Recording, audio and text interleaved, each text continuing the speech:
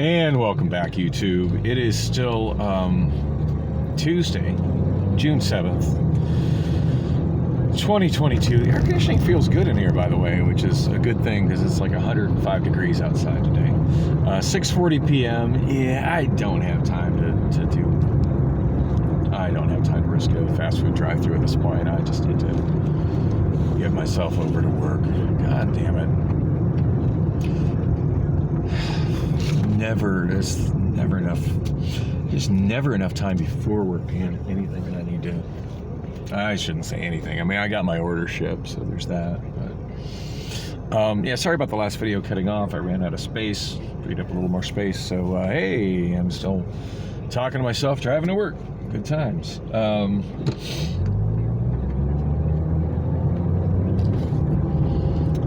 Here's the Wendy's. Doesn't look too bad, but it's 41 after, and yeah, it's probably gonna take me, I don't know, it just feels too risky because I still got, these traffic lights and shit I gotta get through to get to the other side of I-17.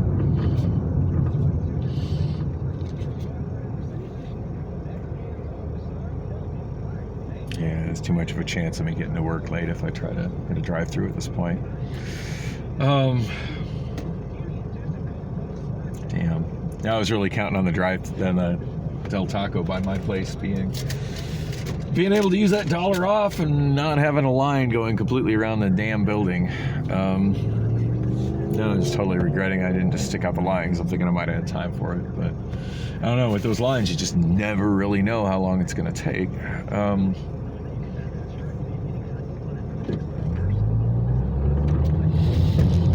So, gosh, I was going to talk about pit driver training. So, anyway, yesterday I did not sleep well. I absolutely did not sleep well. And by yesterday, I mean during the day on Monday, after my Sunday night shift, before my Monday night shift. So after my first break, when they had me go into like a classroom that I didn't even know existed. It was kind of hidden on the backside of some offices. I mean, I knew there were offices there, but I never go into those offices. Wow, look at this pedestrian here, just jaywalking right through the heavy traffic. She don't give a fuck. Her life is at absolute rock bottom, so fucking hit me, put me in the hospital. I could use an improvement in my situation. I mean, that's probably what's going through her head. Yeah, been there not that long ago.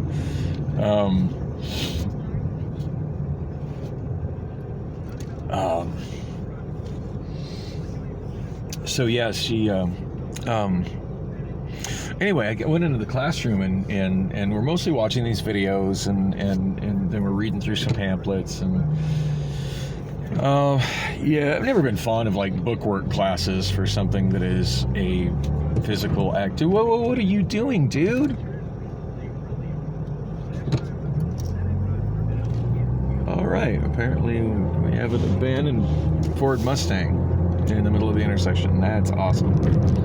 Well, not the middle of the intersection, but let's approach the intersection. And they don't even have, well, I guess they do have their hazard blinkers on. They're blinking really slowly. Wow. And we got another homeless looking dude jaywalking right there behind me. I don't know if I got that on video, but jaywalking to the homeless encampment on the other side of the road. Anyway, yeah, I did my pit driver training. Yeah, I wish it would have been less time in class over bookwork. I mean, I get it, there's rules and stuff. Most of them are pretty common sense, though. And more hands-on time actually using the vehicle. Because the book stuff was pretty fucking simple to me, and it was just a whole lot of time sitting in a room, bored out of my fucking mind, trying not to fall asleep. And all that idle time made me so tired that by the time I was, which after lunch, was well after lunch. By the time I was finally on actually after that, I went back and worked on the line for a while before they came and got me and the other guy for our hands-on training. And then by the time I got my hands-on training, like I was tired. Like I wasn't as able to focus as I would have been had we just immediately went to that. So I'm supposedly today I'm supposed to be working on a forklift, moving pallets, which is fitting. That's what one of my supervisors in my department said that yeah, I would be. They want to keep me in inbound since I'm generally working that area and I'm familiar with the workflow in that area. They wanted to keep me in inbound, but that I would start like first aid pit new operator. That I would start by loading wood pallets, since that's the if I drop that or smash that into other wood pallets, I'm not damaging any product.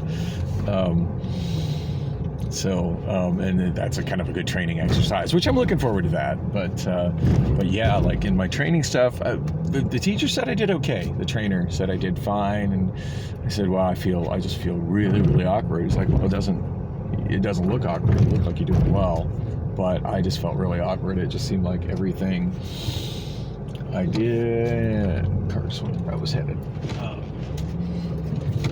It seemed like in my head, I would be trying to do one thing, and then the controls would do another. And I don't have time to explain how the controls work on their particular on the model electric forklifts that we use. But to say that they're not intuitive is an extreme understatement. At least they're not intuitive to me. One of the controllers is like a video game controller. It's literally a joystick that moves in 4 directions, and it's not like an analog joystick. It's definitely just 4 momentary contact switches for up, down, left, and right. And then there's a thumb joystick on top of the joystick, which does the same sort of thing, up, down, left, and right. But what each of those things does, it's not intuitive to me at all right now. So I keep trying to remember what each direction of the stick does.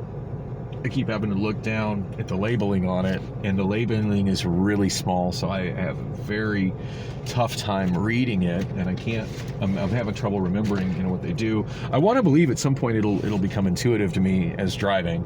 I mean, it's not like when I shift my car, I don't look down to see, hey, am I putting it in R, N, or D? I just know how many clicks it is to drive. And same kind of thing, like when I'm driving my CRX with its with its 4-speed in it. Like I don't actually the gear shifter, it has an aftermarket gear shifter cover on it, so it doesn't even show the shifting pattern. I just know the shifting pattern. It's not like I have to look at labeling to know which pedal is the clutch, which pedal is the brake, which pedal is the accelerator. I just know. But at this point, yeah, the controls on the forklift are far from intuitive for me. Anyway, I'd love to talk more about this, but I got to get my ass into the warehouse. Want to talk more about the shit with the girlfriend too. So I'm absolutely convinced that 2 nights in a row she's stayed the night with somebody else. Wasn't home when I got home today. She did come home in time to work, but didn't bother to come into my room and say anything to me. The night before, Sunday night, Monday morning, same thing. She tried to use the excuse that, I was at my storage moving my stuff. I know that she is moving her stuff around her storage, but I checked online. That storage room doesn't become accessible until 6 a.m. I got there at like 6:15. So, and it was really obvious that, like, with just the amount of clutter and stuff on the couch, that she did not sleep there. And clutter that I left on my bed, that she did not sleep there either. So she obviously slept somewhere else. I don't know, she must just think I'm fucking stupid. But anyway, just wanted to get that documented. But yeah, that shit happened again. Just wanting me to do something to try to save her money on storage, and I haven't done it because I'm kind of. Yeah, don't lie and manipulate me and deny me sex, and maybe I'll be a little more forthcoming with helping you out with stuff you want me to help me out with. That's how that works.